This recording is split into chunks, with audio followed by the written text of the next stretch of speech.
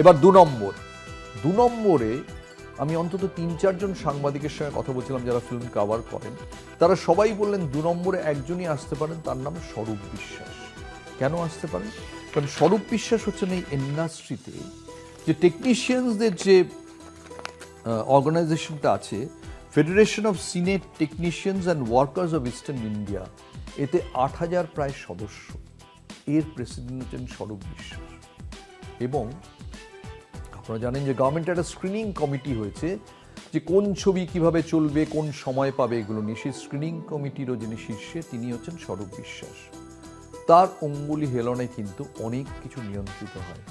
নন্দনের ছবি পাওয়া নিন্দুকেরা বলে, আমি জানি না নন্দনের ছবি পাওয়ার ব্যাপারে তার কোনো সে আছে কিনা, কিন্তু এত 8,000 টেকনিশিয়ানস, বলতে গেলে ইন্ডাস্ট্রিটা তিনি চালান।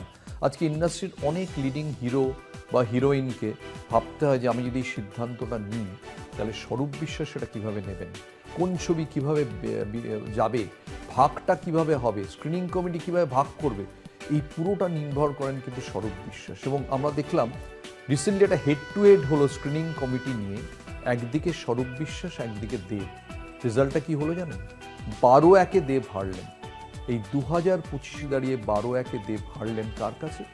স্বরূপ বিশ্বাসের কাছে, বা স্বরূপ বিশ্বাসের মতবাদের কাছে। স্বরূপ বিশ্বাস অবিসংবাদী নাম্বার 2।